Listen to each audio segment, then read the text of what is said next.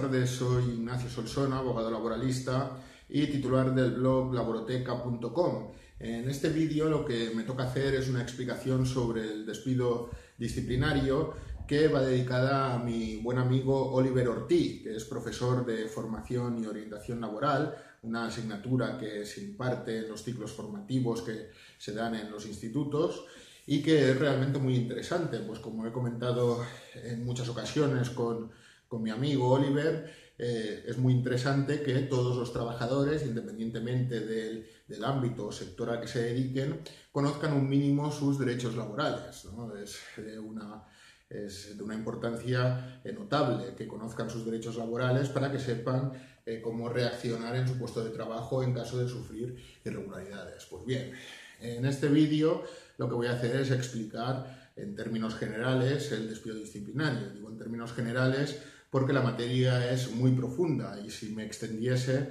pues saldría un vídeo más largo que la película del Titanic y no tengo tiempo para hacerlo porque, como podéis ver, tengo una montaña de trabajo que afrontar.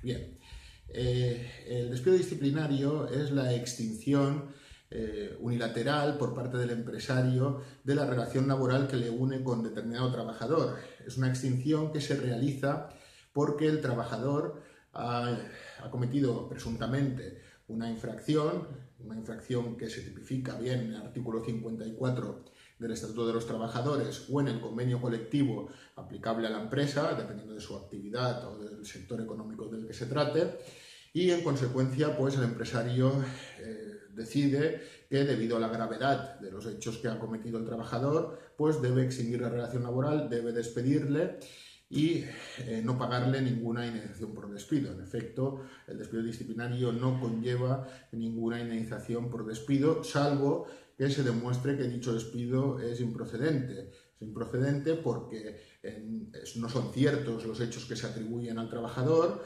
porque no han quedado suficientemente acreditados, la empresa no tiene pruebas para demostrar esos hechos, porque resulta desproporcionado el despido debido a que se han puesto la sanción máxima, que es el despido disciplinario, por unos hechos que no son suficientemente graves como para justificar dicho despido, o porque se han incumplido algunos de los principios que rigen en el despido disciplinario. Bien, el despido disciplinario, como digo, se justifica por una serie de hechos, unos hechos que suponen faltas disciplinarias en el ámbito laboral. Y ahora pues vamos a ver cuáles son estos hechos de forma sucinta, sin profundizar demasiado, pero sí que vamos a explicar un poco cuáles son los hechos y cuándo procede realizar el despido disciplinario por la comisión de dichos hechos. Si nos trasladamos al artículo 54 del Estatuto de los Trabajadores, como he dicho, nos encontramos toda la retahíla de infracciones que pueden ocasionar el despido disciplinario del trabajador. La primera de ellas sería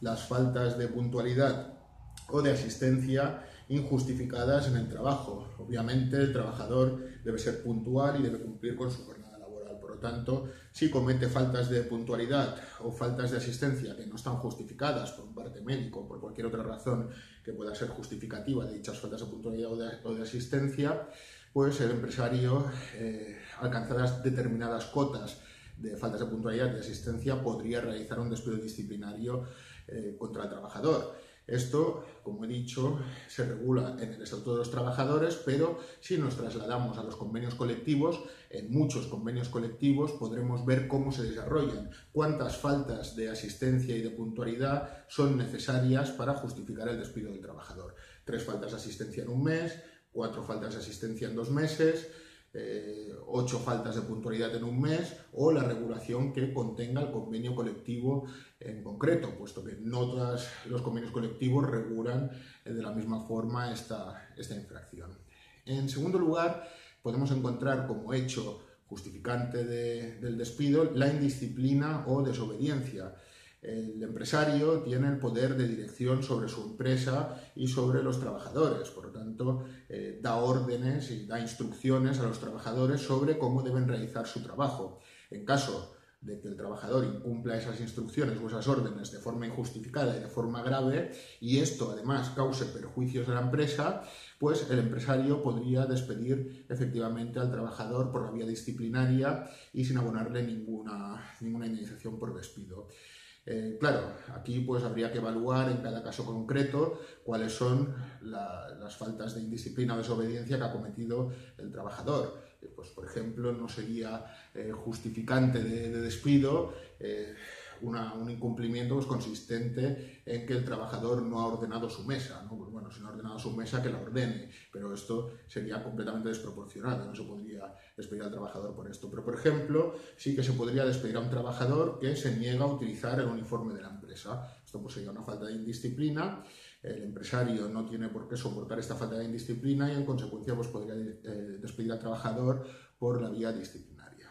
En tercer lugar, en el Estatuto de los Trabajadores encontramos como hecho infractor justificante del despido las ofensas verbales o agresiones físicas. Obviamente, los trabajadores no pueden ofender verbalmente ni agredir físicamente a ningún sujeto del ámbito laboral, ni a sus compañeros de trabajo, ni al empresario, ni superiores, ni clientes, ni proveedores, ni nadie que esté relacionado con el ámbito de la empresa.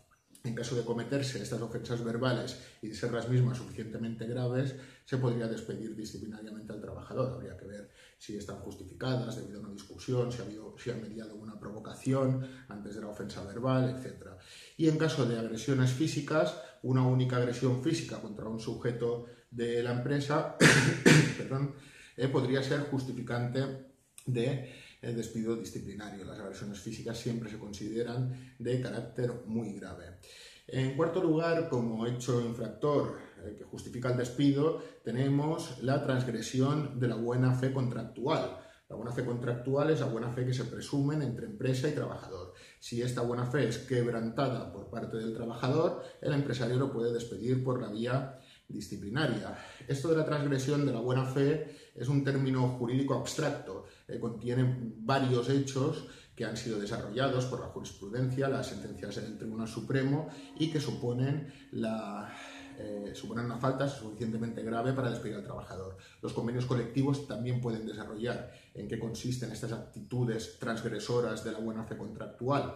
Por poneros algunos ejemplos, podría ser una transgresión de la buena fe contractual realizar competencia desleal, ¿no? Realizar paralelamente una actividad similar o idéntica a la que realiza la empresa, incluso pues valiéndose de información o de medios que tiene la empresa, ¿no? Esto sería un hecho de competencia desleal y justificaría el despido disciplinario del empleado que la comete. Otro hecho transgresor de la buena fe podría ser, por ejemplo, el uso indebido de los equipos informáticos. Por ejemplo, un trabajador que está en la oficina y se dedica a pasar las horas jugando en el Facebook, a los videojuegos en Internet, mirando vídeos del YouTube, etc., ¿no? Pues bueno, esto es una transgresión de la buena fe contractual porque el trabajador en su jornada de trabajo tiene que cumplir con las funciones que le han sido asignadas y no tiene que perder el tiempo pues, realizando este tipo de actividades que no tienen ningún beneficio para la empresa. Bien. Pero bueno, como os digo, existen multitud de hechos que suponen una transgresión de la buena fe contractual, el hurto de material de la empresa, etc. Esto podéis cogeros en Internet y leeros cuáles podrían ser hechos transgresores de la buena fe para estar más informados. Otra actitud que supone el despido disciplinario por parte del trabajador es la disminución voluntaria y continuada del rendimiento de trabajo. El trabajador está obligado en su jornada laboral a mantener un rendimiento adecuado, un rendimiento normal como el que mantiene cualquier otro trabajador de su misma categoría profesional. Si no se mantiene este rendimiento de trabajo y esto es debido a la voluntad del trabajador, pues imaginemos que ha tenido un rifirrafe con el empresario y ha dicho, pues bueno, pues no trabajo, ¿no? O trabajo poco.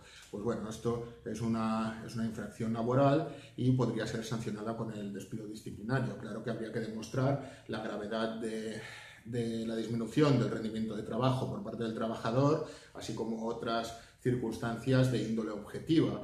Por ejemplo, pues imaginemos el caso de un comercial que se dedica a vender productos. Pues bueno, pues no es lo mismo que no pueda vender los productos de la empresa porque no realiza las visitas suficientes que no pueda vender los productos de la empresa porque estos han quedado obsoletos, ya no tienen utilidad para el público y por lo tanto pues las ventas caen en picado.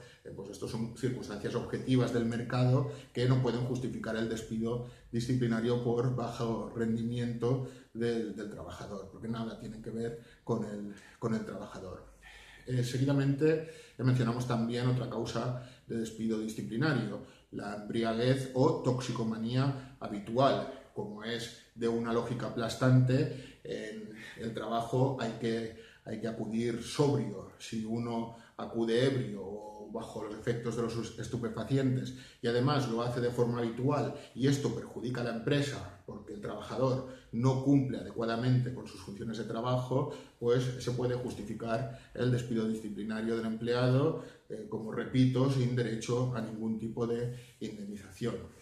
Y finalmente, el último de los supuestos, de los hechos infractores que pueden justificar el despido disciplinario del empleado son el acoso discriminatorio, acoso por razones discriminatorias, por razones de sexo, por razones de enfermedad, razones étnicas, razones religiosas, etcétera, etcétera, ¿no? Lo que recoge el artículo 14 de la Constitución española. Se produce un acoso de este tipo, estaría justificado el despido disciplinario por el trabajador, así como igualmente estaría justificado el despido disciplinario en caso de acoso sexual. Si se produce un acoso sexual, igualmente se despide al empleado. Como os decía, estos que he enumerado anteriormente son los hechos que suponen un justificante suficiente para despedir al trabajador y que vienen recogidos en el Estatuto de los Trabajadores. Pero los convenios colectivos también pueden recoger otros hechos infractores para determinado sector o actividad económica que justifiquen el despido disciplinario. Además, los convenios colectivos realizan una labor muy importante que es el desarrollo de lo que contiene el Estatuto de los Trabajadores. El artículo 54 del Estatuto de los Trabajadores numera de forma escueta cuáles son los hechos infractores que justifican el despido disciplinario y el convenio colectivo aplicable puede desarrollar esos hechos de una forma más amplia, ¿no? Pues como hemos dicho, puede determinar cuántas faltas de asistencia y cuántas faltas de puntualidad son necesarias para despedir al trabajador, por debajo de las cuales no se puede despedir. Tal vez se puedan imponer otras sanciones como la suspensión de empleo y sueldo, pero no el despido disciplinario, que es la máxima sanción disciplinaria que se le puede imponer a un trabajador y que en consecuencia está reservada únicamente para los hechos más graves. Pues bueno, como digo, en el Estatuto de los Trabajadores y en los convenios colectivos podéis ver la regulación al respecto. En caso de despido disciplinario, cuando el trabajador no está conforme, porque considera que los hechos no son ciertos, porque considera que los hechos no son suficientemente graves, porque considera incluso que aunque sean los hechos ciertos, el empresario no tiene forma de demostrarlos, pues bien, en el plazo de 20 días puede imponer una demanda. Primero se impone una demanda de conciliación en el Servicio de Mediación, Arbitraje y Conciliación y se celebra un acto de conciliación. Si en el acto de conciliación no es posible llegar a un acuerdo o la empresa simplemente no acude a dicho acto de conciliación, entonces ya se pasa a la vía judicial. Se presenta una demanda judicial, se señala una fecha para el juicio y el día del juicio pues ya se discuten los hechos. Es importante el plazo de 20 días hábiles, sin contar sábados, domingos ni festivos, porque transcurrido este plazo el empleado pierde toda oportunidad a reclamar contra el despido. Yo he tenido clientes que han venido y me han dicho, oye, que me despidieron hace 2 meses. Bueno, pues si te despidieron hace 2 meses, nada puedes hacer ya contra ese despido, por muy injusto que sea el mismo. Por lo tanto, es importante tener en cuenta este plazo de 20 días.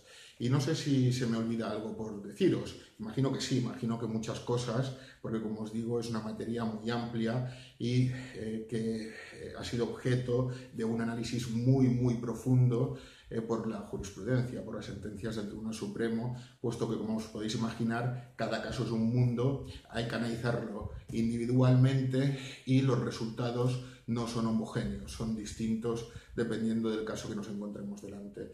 Pero bueno, en cualquier caso estoy seguro de que Oliver hará la fantástica labor de complementar este resumido vídeo y nada, os deseo una buena tarde y que aprobéis todos la asignatura de FOL. Hasta luego.